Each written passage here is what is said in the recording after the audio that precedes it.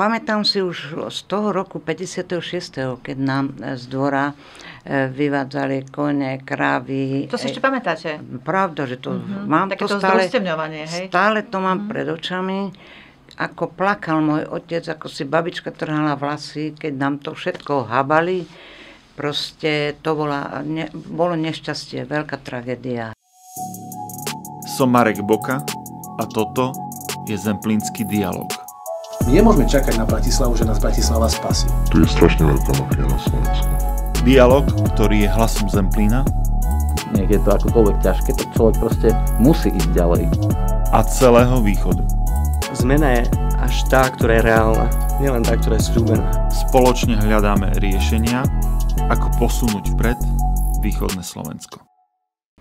Som veľmi rada, že pozvanie do Zemplínskeho dialogu prijala známa východniarka, ktorá naozaj má nesmierne množstvo informácií o tom, ako sa žilo na východnom Slovensku a ako sa aj dneska žije na východnom Slovensku, pretože jej kariérna cesta bola práve o tomto, že myslím, že poznáte asi každú dedinku a každé mesto v tomto našom kraji.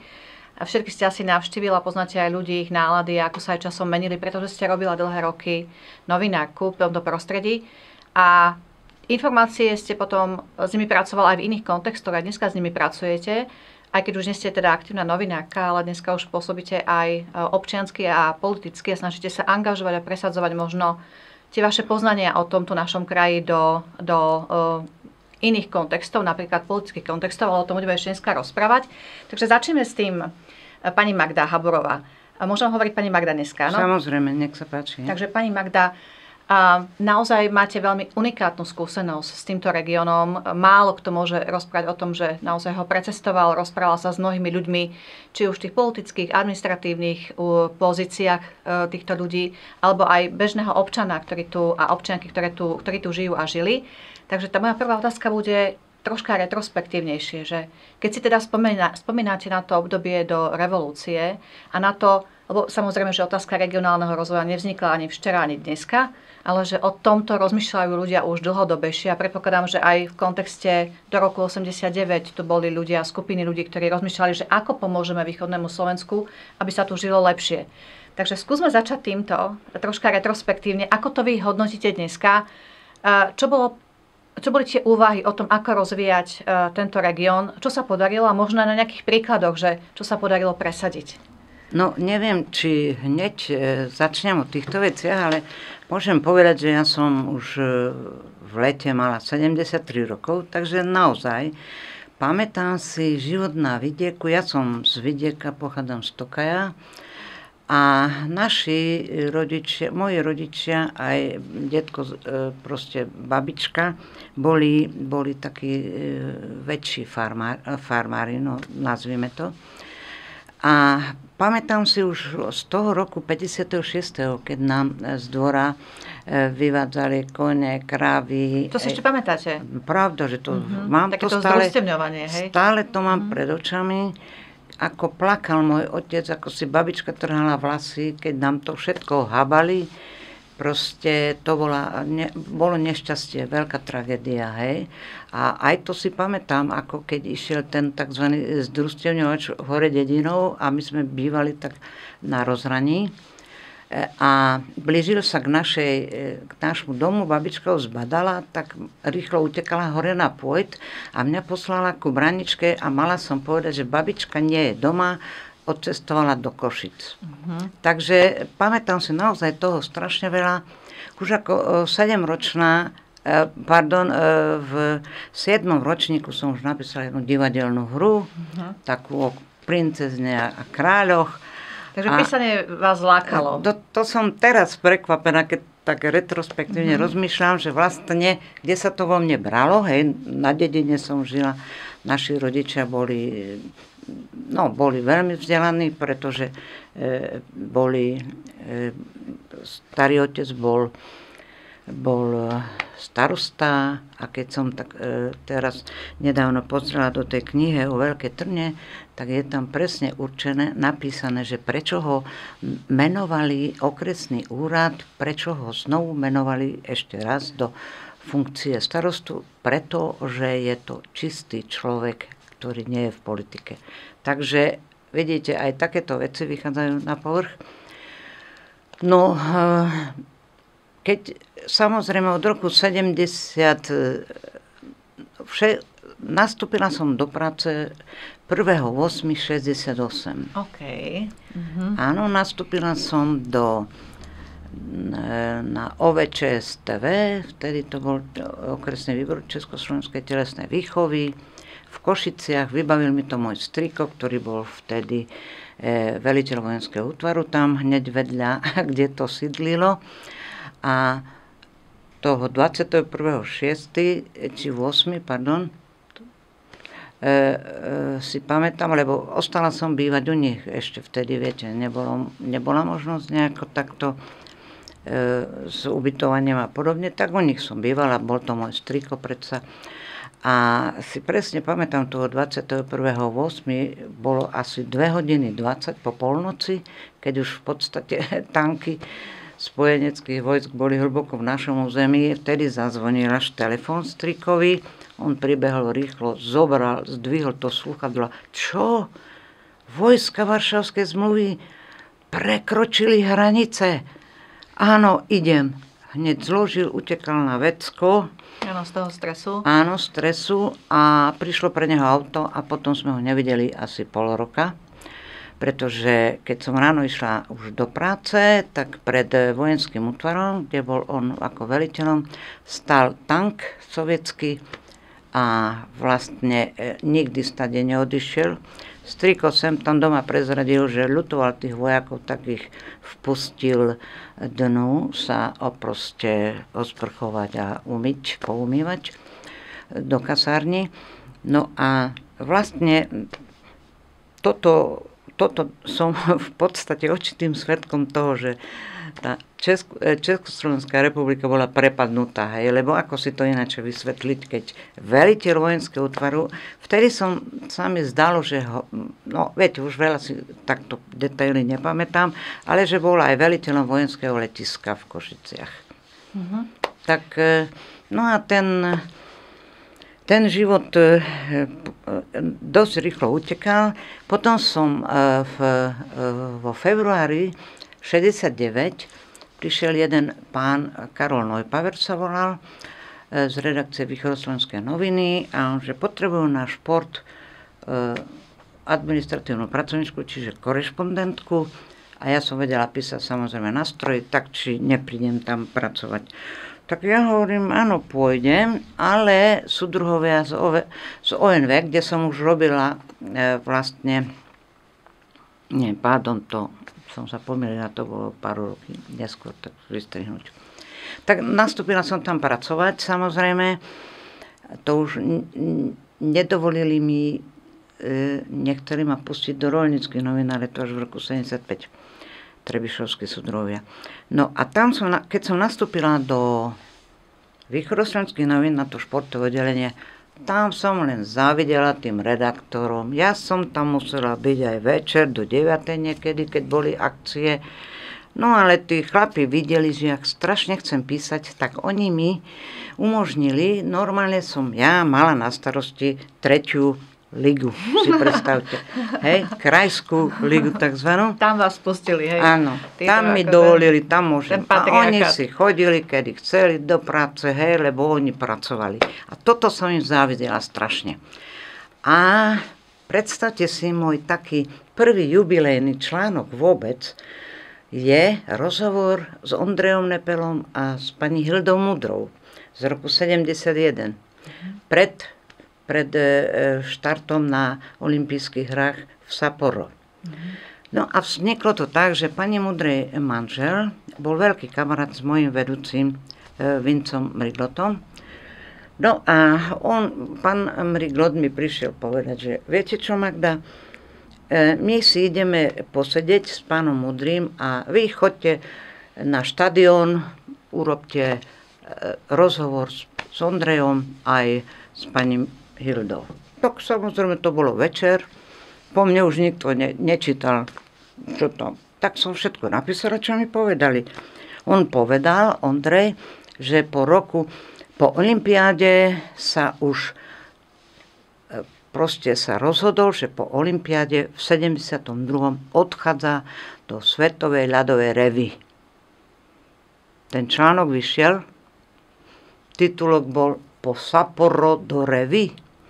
No a vtedy začali tie telefonáty z UKSS, z UČSTV a zo všade, lebo to sa rovnalo disentu vtedy v 72. V 69. Predsa toto neexistovalo, aby niečo také bolo. Hej. Bol už ťažká situácia s tými vecami.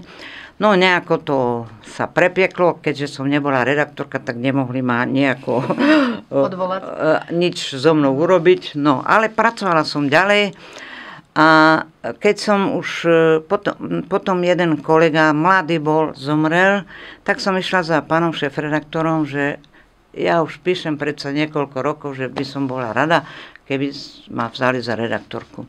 A dostala som odpoveď, že ale Magda, vydajte sa, kto bude písať. Takže tá rodová rovnosť už vtedy fungovala v úvodzovkách.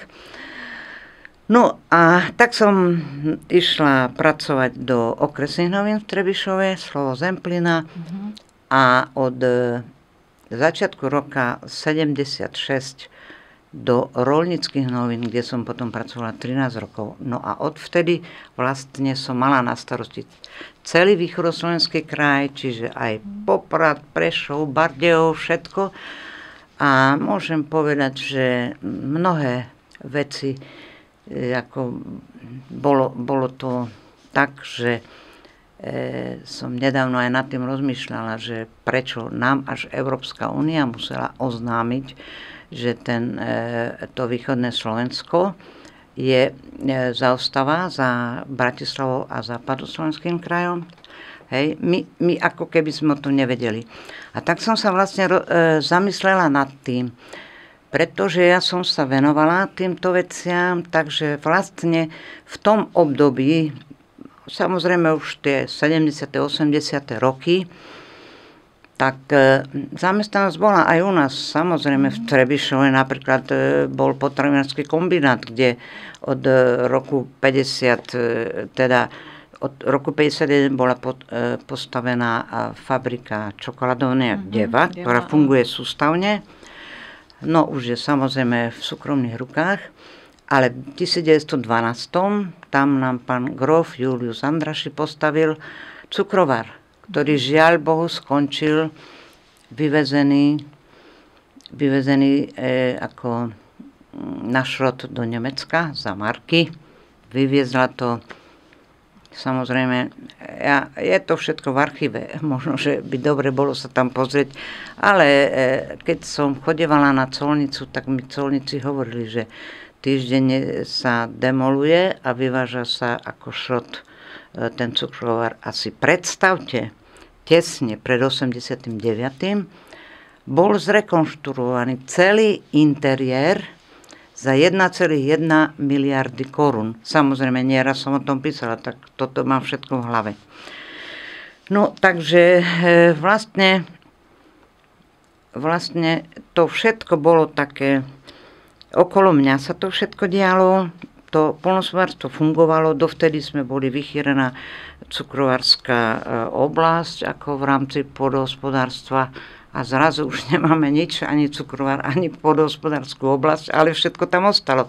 Okrem toho cukrovaru, samozrejme, ešte namiesto toho, aby ho boli zachránili ako národnú kultúrnu pamiatku, tak už neexistuje v podstate, tie ruiny sú tam len nejaké.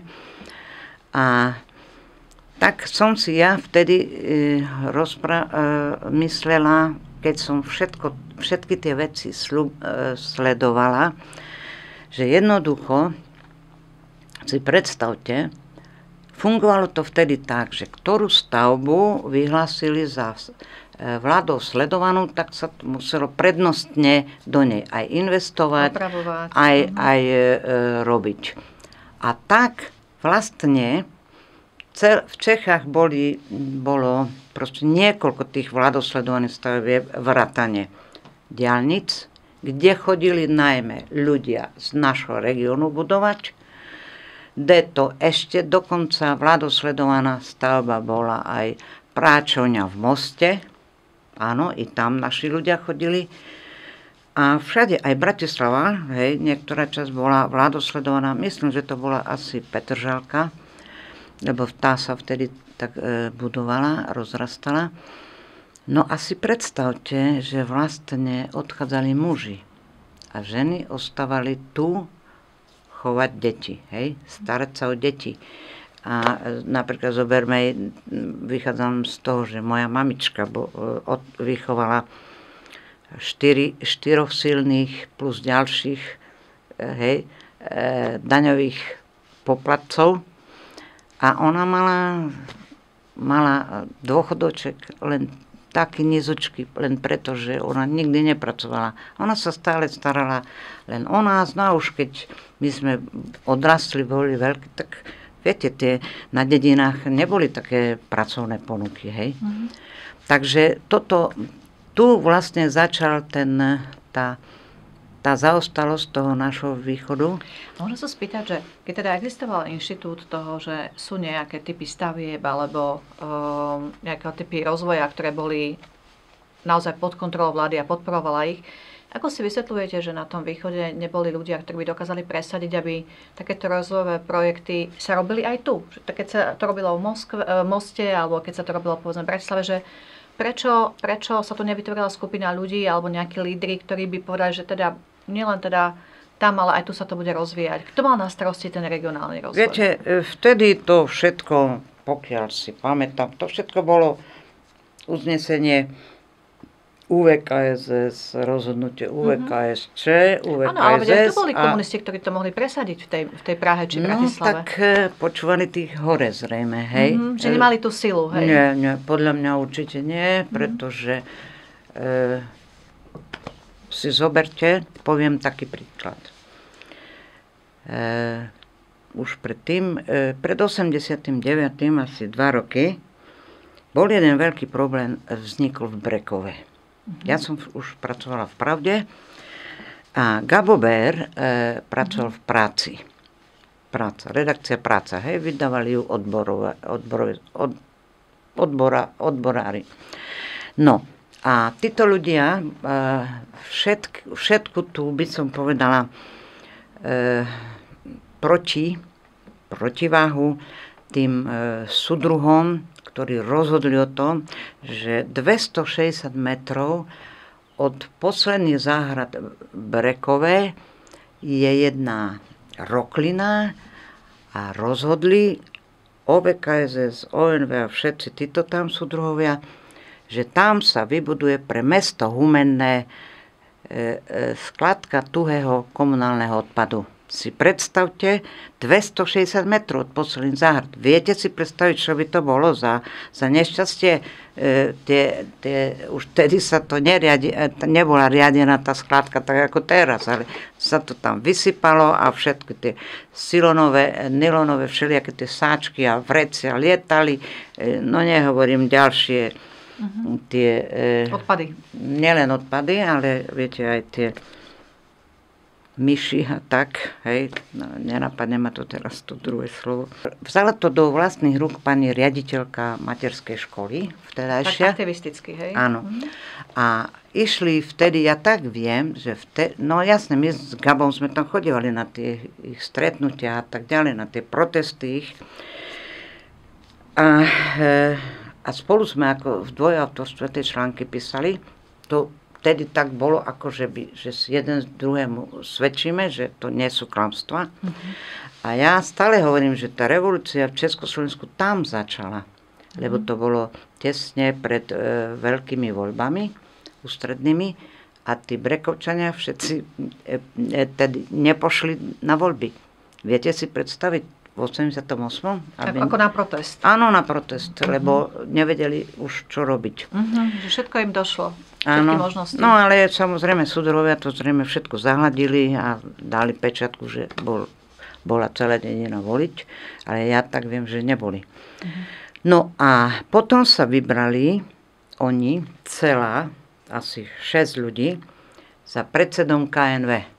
Delegácia. Z Brekova. Viete, kto bol, nie? Nebudeme menovať, hej? Áno. Budeme menovať? Môžeme menovať, čak a myslím, že on má to v životopise. Tak Rudolf Schuster Áno. bol. A skoro na kolenách ho prosili, aby prijali samozrejme, aby Zrušil to rozhodnutie.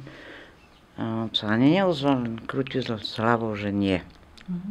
Tak odišli nešťastní domov. No o pár týždňov prišla revolúcia, takže už vlastne...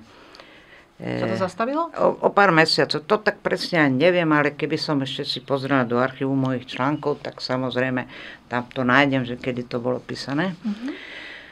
No a tak vlastne revolúcia to zastavila. Hej, že nepokračovali, tak mali to šťastie.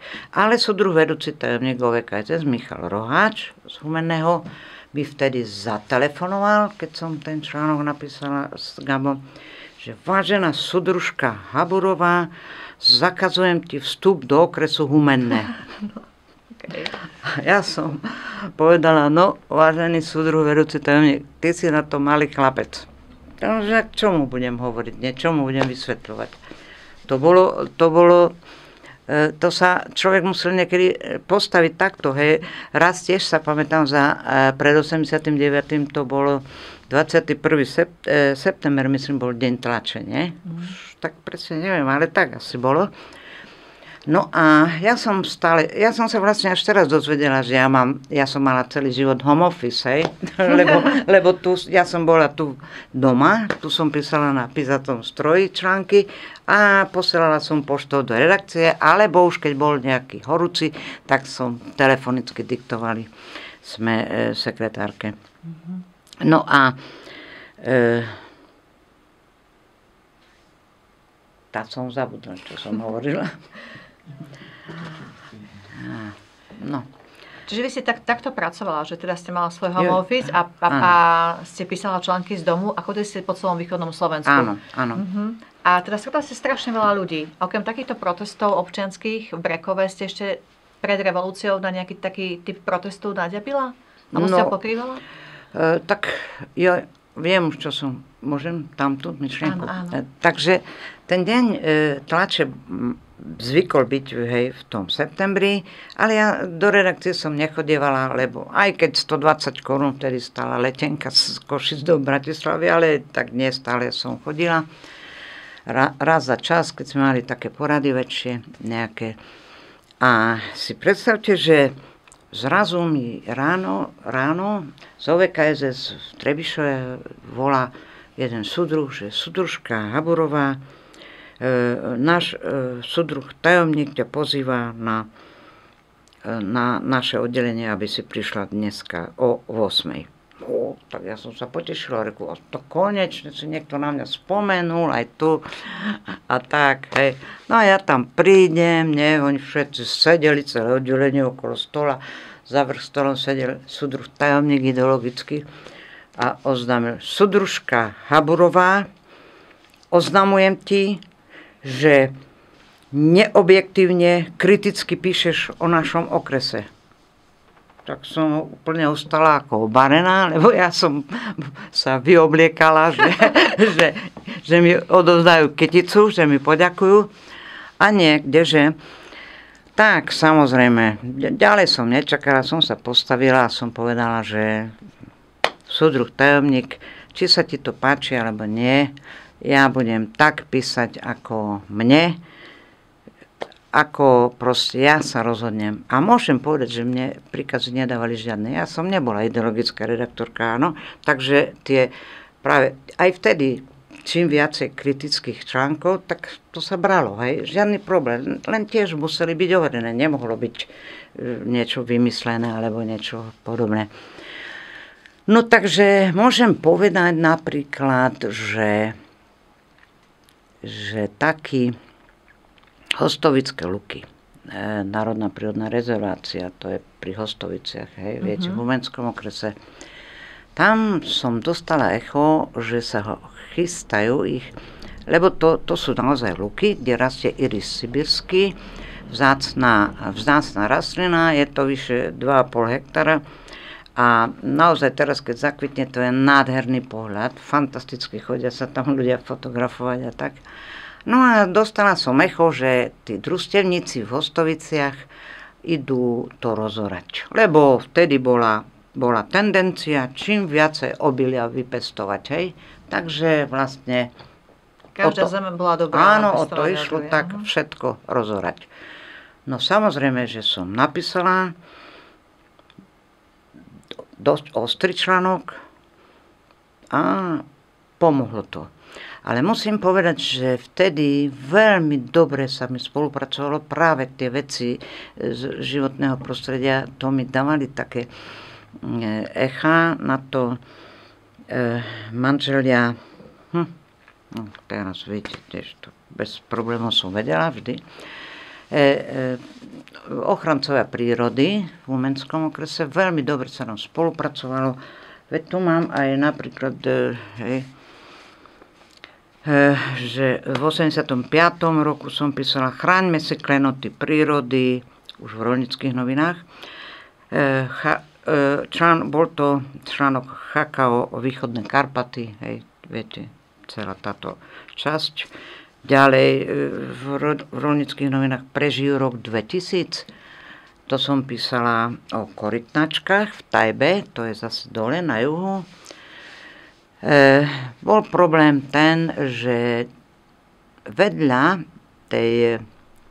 tohto územia chráneného, kde žili vlastne, a možno, že ešte žijú posledné zvyšky korytnačiek, hej, prirodzený život tam majú, v tej Tajbe, a tam hneď vedľa bola PNZ, to je poľnohospodársky nákupný a zasovací závod. No a prosím vás, zamyslíme sa nad tým, ako sa vôbec človek staral v tom čase, nielen tu na východe, k životnému prostrediu, všade, hej? Však nejako. Neboli kanalizácie, nebolo nič. A ten poľnohospodársky nákupný závod vypúšťal všetky tie odpady do tej ku korytnačkám. Áno, do tej Chakao. No. Takže vtedy mi veľmi pomohol na pamiatkovom ústave v Prešove, tuším, robil pán doktor Jozef Voskár.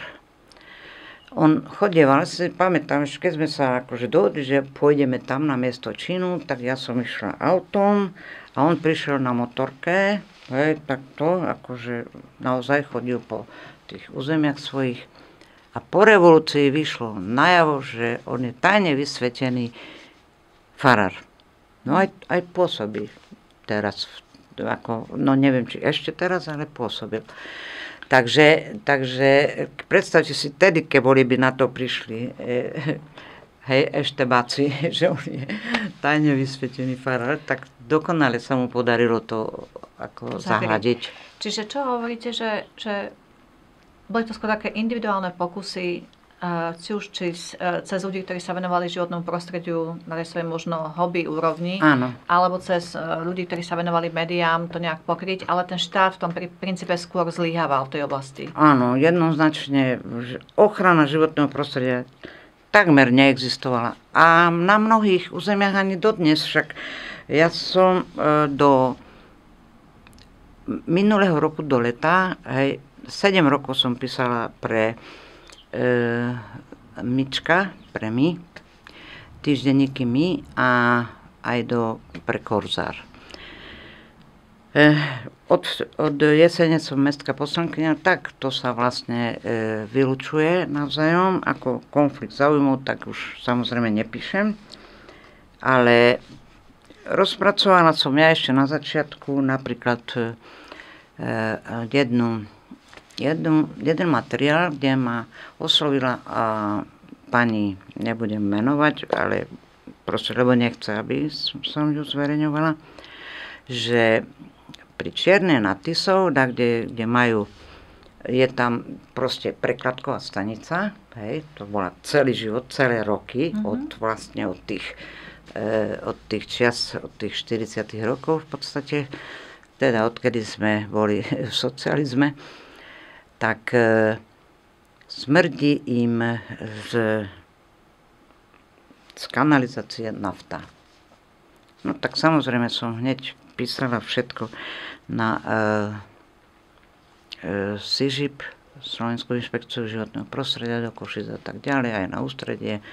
Hej, takže oni mi všetko ako, no po určitom čase mi to akože urobili, dali stanovisko, ale už som to nemohla dokončiť, tak to dokončila kolegyňa a môžem povedať, že vážená pani, ten článok je aktuálny z tohto roku.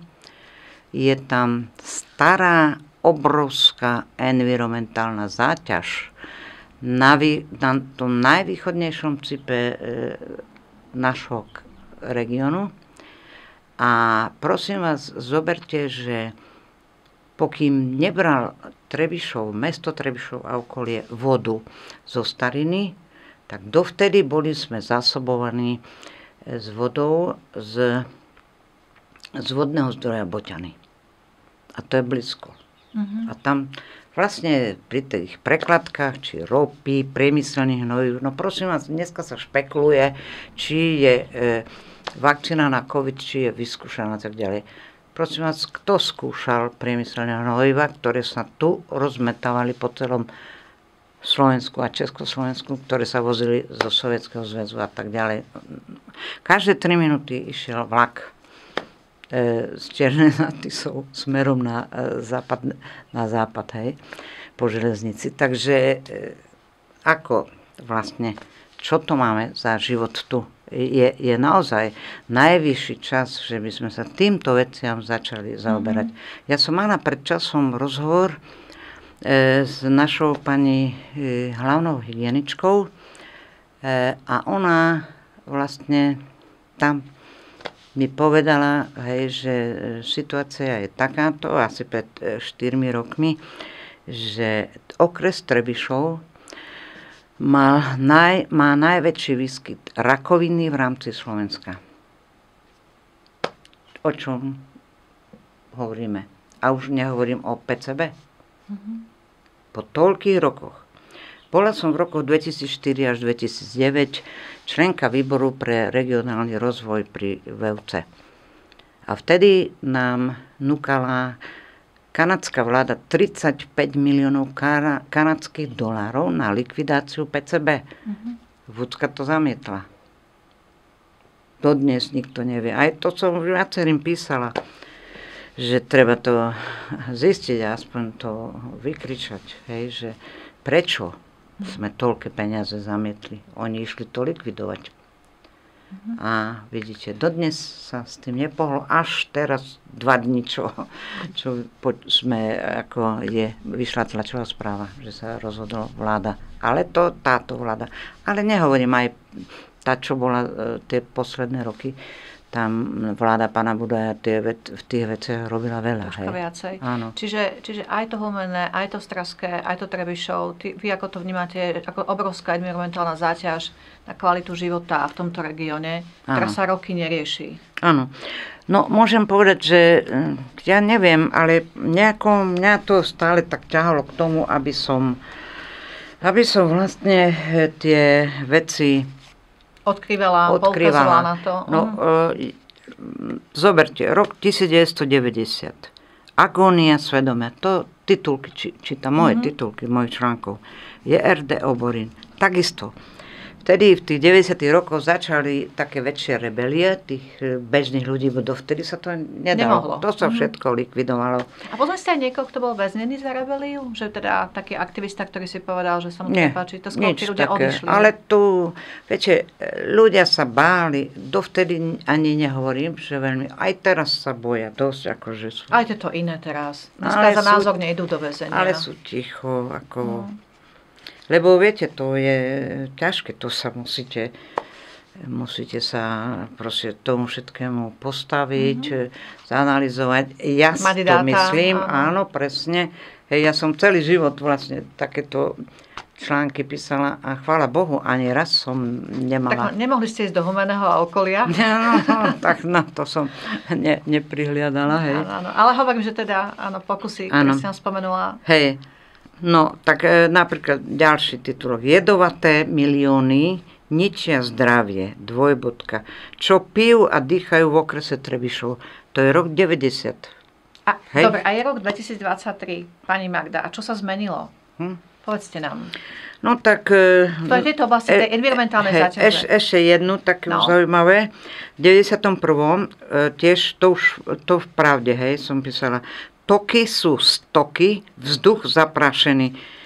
Okres Trebišov znovu, hej. Ten mi bol najbližšie, lebo tu som žila, tak som to všetko ovládala, hej.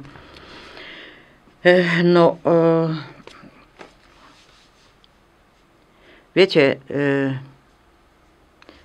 málo čo sa urobilo. Veď ešte toľko percent, koľko som nedávno čítala, že ešte čo nemá Slovensko vybudované kanalizácie. A sa nezdá, že? Koľko obcí ešte nemá? Nezdá sa. A si teraz predstavte, aj do tých, tam, kde je kanalizácia, si zoberte, čo všetko sa tam vypúšťa, hej? A kde sú všade skladky, ako ste vravala? Áno. No tak a tu máme pri Sierniku skladku pre Michalovce, tiež Michalovce tam vozia.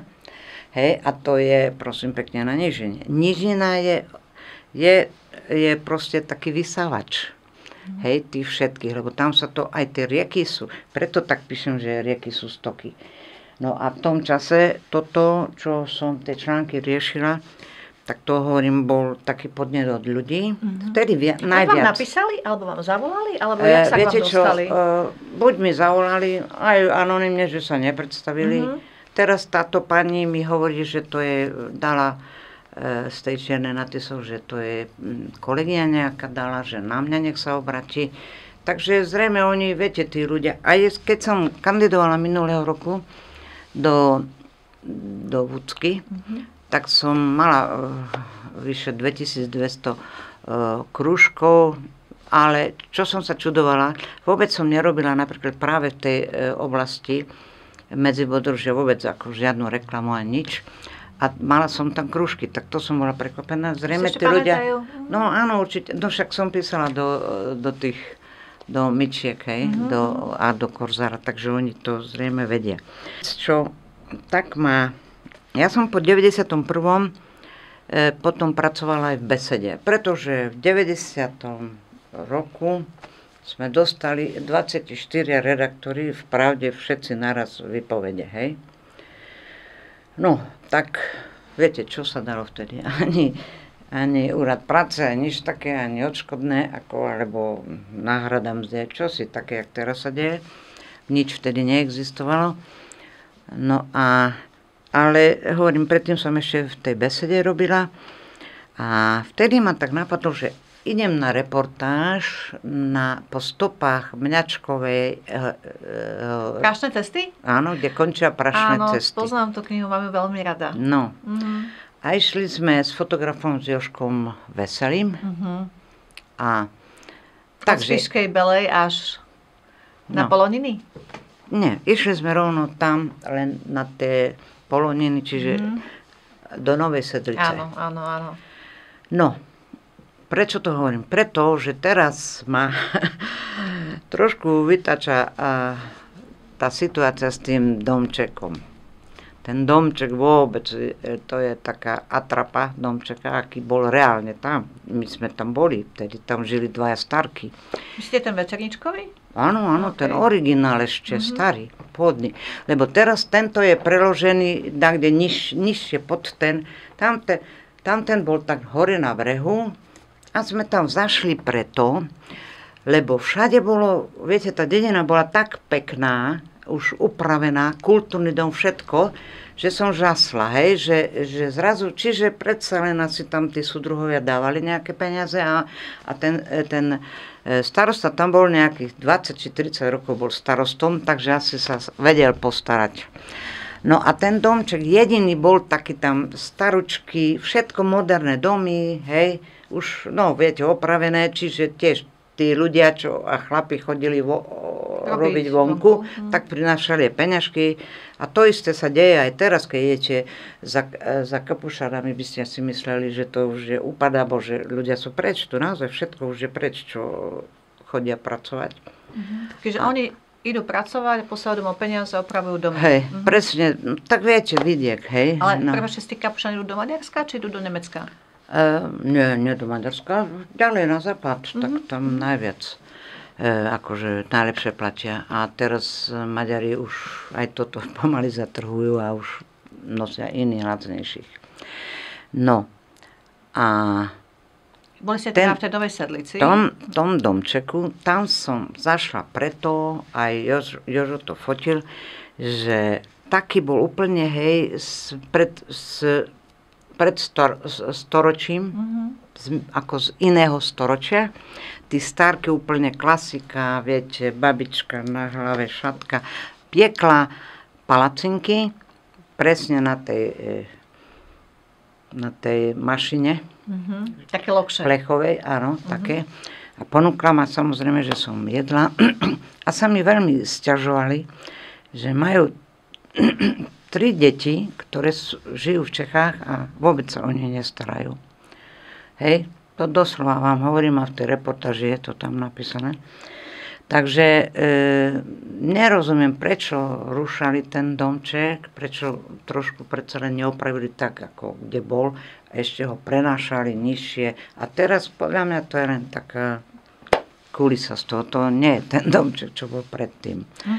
Hej, tak to je už akože moderne to opravili, ale podľa mňa to nemá zmysel. A keď ste teda išli po tých prášnych cestách, tak čo ste o Slovensku zistili, alebo o východnom Slovensku? Čo bolo to vaše poznanie, ktoré si z toho odniesla?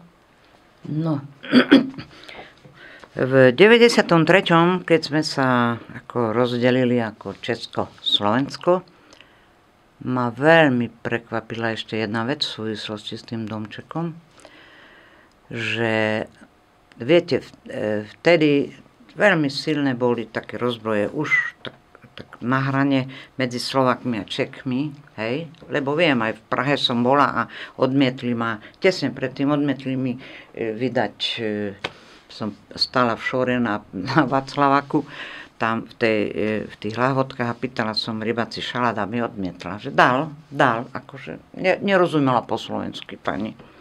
No, a čiže už také to bolo hektické a vtedy ma vyšiel v televízii Československej dokumentárny film, že jak si žijou Slováci a jak žijou Česi.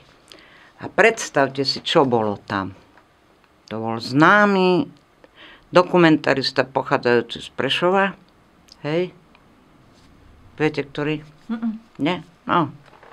Nenapadne ma to teraz, ale postupne už tie filmy, tie dokumenty všelijaké potom už robil, hej, to v Prahe žije. Tak boli zábery len na ten starý domček, na tých starých ľudí. Okay.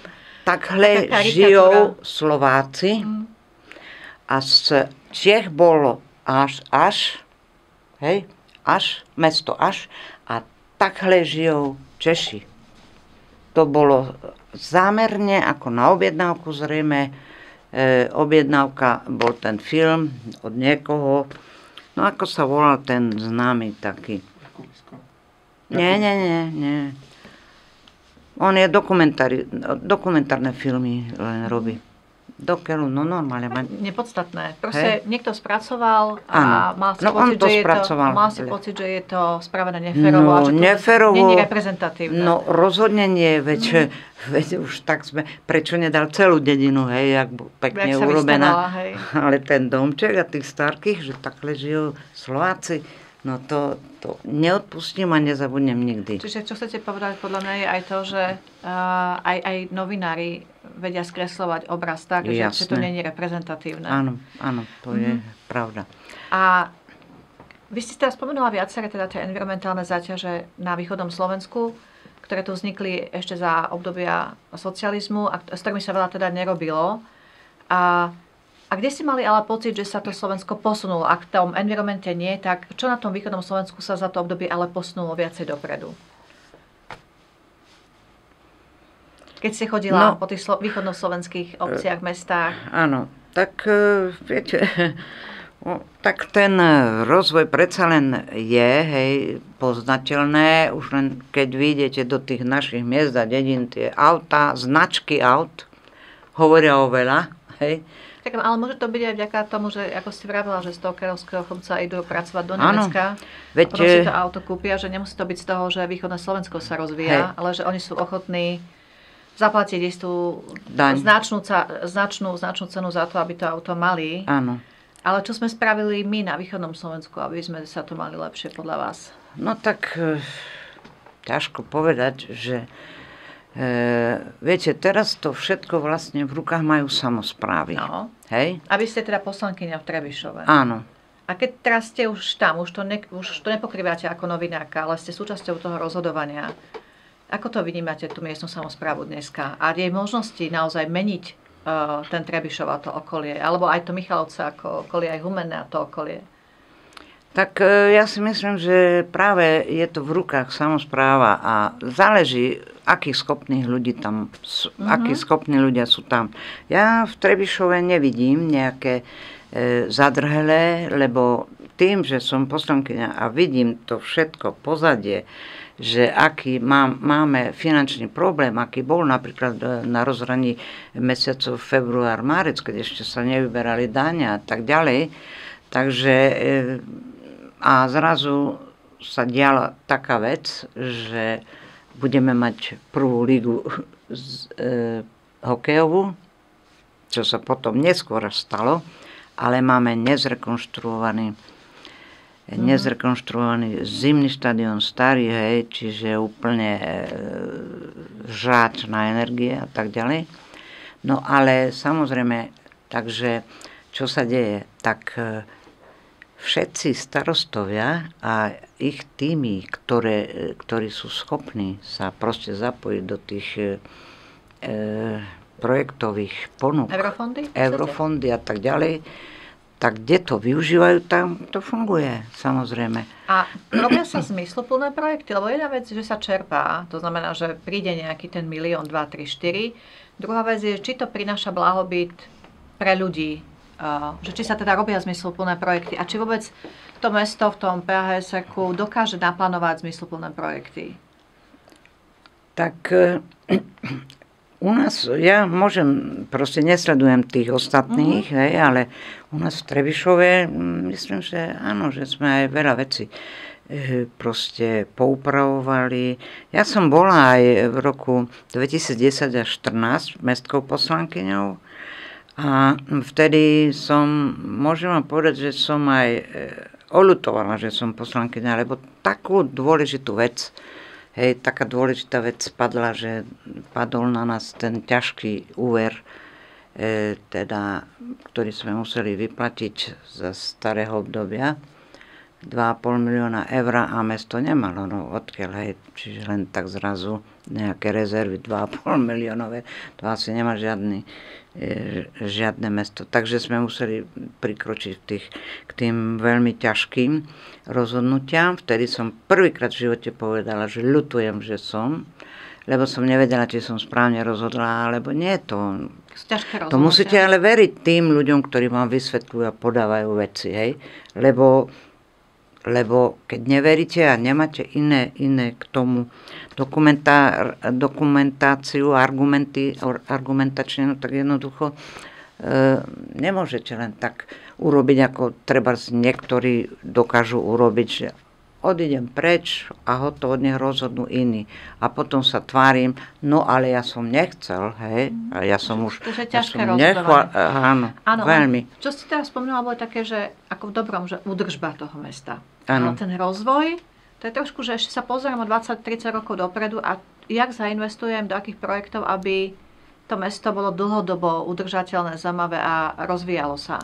Má na to vôbec mesto kapacitu, že nielen robiť údržbu a opravovať zimný štadión, aj keď to nemyslím, že to je také, že nevyhnutné. To len jedna z tých budov, ale tú väčšinu sme plaváre upravili. Ste spravili, videl som on pekný. Áno, plaváre, je veľmi pekný, ale že športovú halu a tak ďalej. Ale to je, že údržba, hej? Áno. A teraz, že je tam niekto, kto vôbec má, že plán do budúcnosti? Že čo bude, ako bude vyzerať Trebišove jeho okolie? No jasné, veď plán sociálneho a hospodárskeho rozvoja. Toto sme práve teraz aj riešili, rozoberali, takže... A si spokojná, ako vyzerá ten plán? No tak iste je zaujímavé napríklad, že konečne sa Naftak Beli rozhodla, že bude ťažiť, teda robiť vrty a horúce vodu využívať na vykurovanie treba z mestského úradu, hej? Áno, a to my Čiže sme... udržateľné energie. No samozrejme, však my sme tu, práve tu je toho hodne veľa tých všelijakých tých zdrojov, však sa nenáhodou voláme zem, plyn, že je to aj plyn. Ale my sme asi jednoduchšie bolo to priviesť a hotovo a nestarať sa, nech to niekto vybuduje. To len ako si myslím, hej. A ešte by som rada ten rozvoj, aký zrazu teraz nastal napríklad v tom našom Tokaji. Hej? Aby ste napísali aj knižku o tom. Áno, knihu. Áno, o Tokaji. A to je taká pre vás aj taká silne emocionálna, identická záležitosť, že? No je pretože... A vidíte v tom do budúcna potenciál pre rozvoj regiónu? Ako myslíte, Tokaj? Hej. Jasné. A hľadiska cestovného Cestovný ruch, turizmus a podobne, hej. A táto kniha bola vydaná v 1000 kusoch. Nemám už samozrejme, len takú tu chodím na také tie diskuzie, kde ma pozývajú napríklad do Hornozemplínského osvetového strediska, tam do okresu Vranov, práve takéto debaty vedieme so seniormi a podobne. No a proste táto kniha je takmer na každej ambasáde našej slovenskej, čiže reprezentuje ten náš Tokaj. No, mne mimoriadne ležalo to na srdci, ten Tokaj, keďže som sa tam narodila od malička, samozrejme, otec nás brával aj do tých pivníc, veď to bolo také posedenie, to bol taký kultúrny zážitok pre tých ľudí v nedeľu popoludní, pre tých chlapov, vyšli do tých pivníc, tam si trošku popili, vypili, vyšli hore medzi pivnice, tam sadli, rozprávali, vymenali si názory, hej, jak my, ale oni nie o chorobách, ale čo, jak robiť zdalej, hej, to je, keď som bola malička. Takže to boli tie 50. roky. No a ten Tokaj, to bola veľmi ťažká otázka. Nedávno som stále si to proste sa vraciam k tomu, hej, a som rada, keď teraz vidím, aké už sa aktivity tam robia a tak ďalej, ale predtým nám vlastne Maďari nedovolili, hej, ani užívať značku Tokaj, jak sme museli o ňu proste bojovať, hej. To som chodievala na tie vyjednávania v tých posledných rokoch s Maďarskom, tak viem, čo sa tam dialo. No a takisto prvé, čo bolo, keď pred pár rokmi, keď tam vyhlásil keď ma oslovil jeden pán starosta z Malej Bary, predchádzajúci starosta, že pani Haburová, treba nám pomôcť, chcú tu ťažiť perlit. A ja hovorím, čo? Perlit? Tokajskej historickej oblasti, veď baňu tu urobiť, veď koniec turizmu, že? Keby tam začali nakladiaky jazdiť. No tak samozrejme, že hneď som vypísala petíciu, no z celého Slovenska mi chodievali, samozrejme zverejnili sme ju, z celého Slovenska chodievali proste podpora, listy plné podpisov a tak ďalej. A veľmi veľa nám v tom pomohol pán doktor Jozef Šuchta. On vtedy pracoval ako právnik na VUC v Košiciach, ktorý vlastne po tej právnej stránke tie veci sledoval a bol aj ja som ho poverila ako za predsedu toho petičného výboru. No nakoniec sa samozrejme dosiahla až tak úspešne, samozrejme, že to sme úspešne zastavili a dokonca bol riaditeľ Banského úradu odvolaný, lebo on už aj vydal vtedy povolenia na tú ťažbu. Takže odvtedy tu je presne vidieť, keď sa začínajú tí ľudia venovať tomu, kde žijú, ako sa to krásne rozvíja. Teraz tie posledné, čo boli, tie vinohradnícke dni i minulú sobotu i predtým už na dvoroch už ženy upečú, chlapi pripravia na stoli vínko, všetko, môžete pred pivničkami, no krása, lebo to je zážitok, viete? Áno, čiže čo hovoríte, že čo pomôže nášmu regiónu, keď sa ľudia sami začnú aj o seba starať? Áno, jasné, to jednoznačne, hej. A vymýšľať aktivity. Možno, že môže pomôcť VUC, môže pomôcť mesto, môže pomôcť starosta, ale v princípe ten občan by nemal byť pasívny. No nie. A dneska už môže byť aktívny, hej, v porovnaní s tými 40 rokmi dozadu. Neviem, prečo mám niekedy taký pocit. Viete, my sme podnikali a dlhé roky, niekoľko rokov a sme vlastne neustali ani halier dlžobu nikomu a ničomu, ani žiadnemu úradu. A ľudia sa boja podnikania a dneska vám aj úrad práce dá štartovné, by som takto nazvala. Že štát pomôže, ale začnite podnikať. Áno, to sú zase eurofondy, hej, čiže stále, ja neviem si predstaviť, že by, jak niektorí furt hulákajú, že vystúpiť z EÚ a z NATO a podobne. No neviem, kto by nás chránil a odkiaľ by tie peniaze boli, veď my by sme tie peniaze museli vrátiť, čo sme doteraz vyčerpali. Takže nechápem. Krása, ako sa hovorím, napríklad práve ten Tokaj rozvinul. Aj tie vinice. No ešte jedna vec, ktorá by sa mala urobiť, ale to už neviem kto, ja to už asi nebudem robiť, ale zapísať to na zoznam UNESCO.